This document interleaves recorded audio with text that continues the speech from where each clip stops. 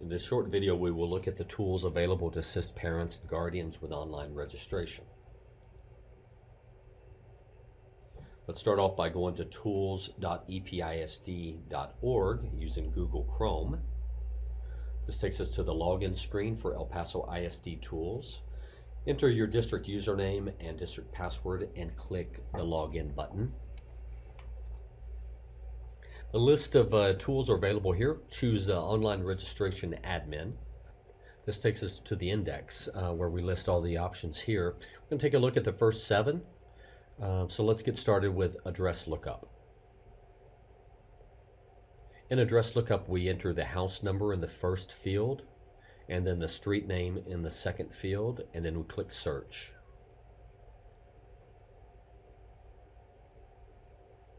So we have 2 sections here. We have our search criteria, what we entered, and then we have our results. There's several tabs here with different results. So we'll take a look at the first one, which is contacts.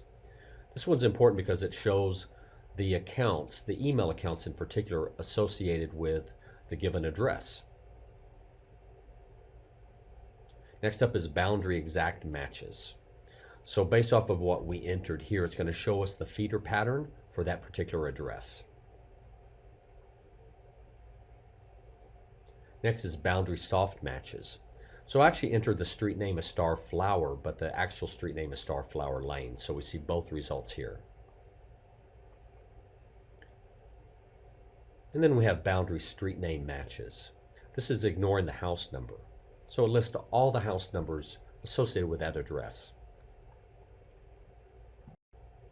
Now if we move up back towards the top, we can go back to Address Lookup, our main entry point, or we can go back to the index. So if we click Address Lookup, it takes us back, or we can go back another step to the Admin Online Registration. Back at the index, let's take a look at our second option, which is Email Lookup. This is one of the best tools because you can enter the email address that the parent used. So I'll enter my email from previous registration and click Search. We have a couple of sections here at the top. We have the Guardian Information section.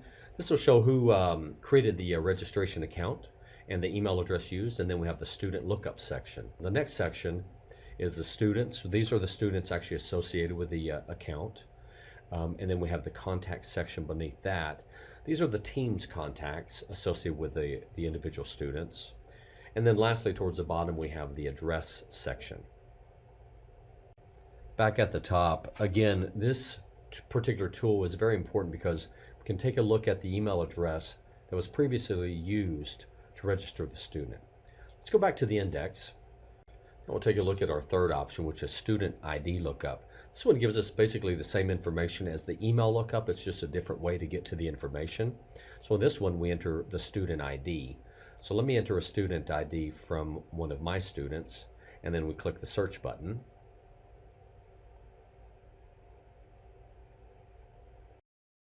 Then if you'll notice here, basically we have the same information as when we did the email lookup.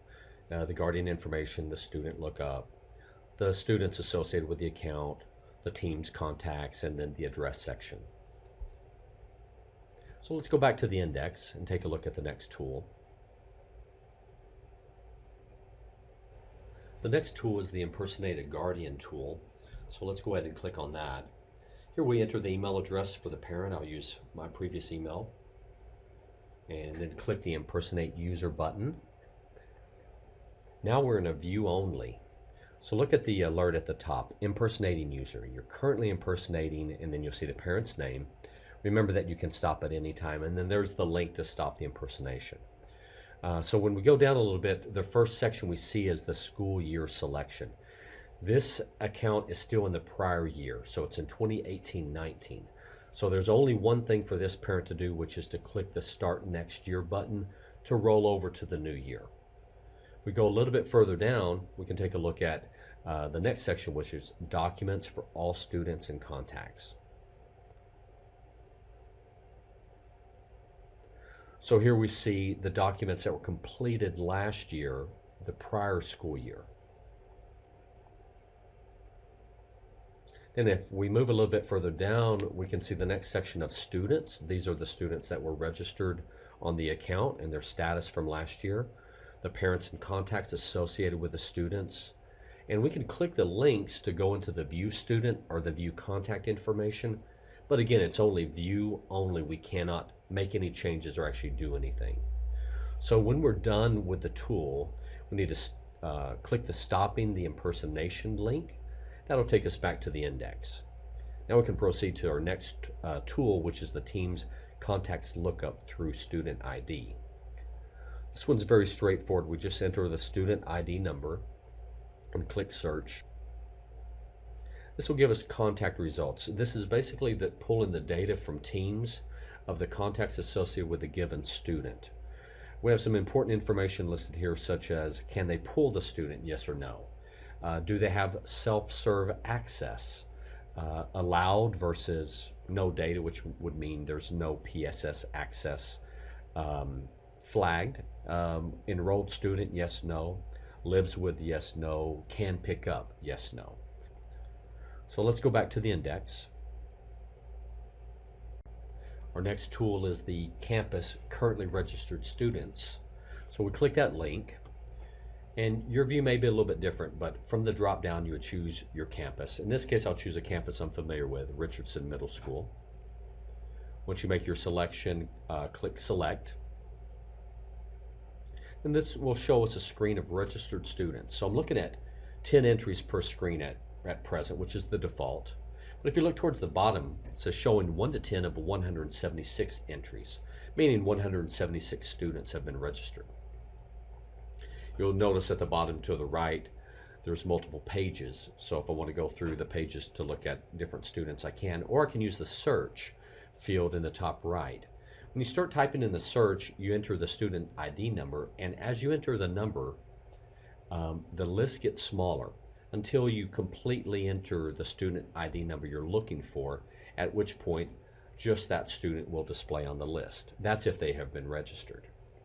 As I delete numbers from the search field, you'll see the list will expand and go back to where it was originally. So let's go back to the index. Our final tool listed is writing status. This is not used for troubleshooting, so there's really no need to take a look at this particular tool.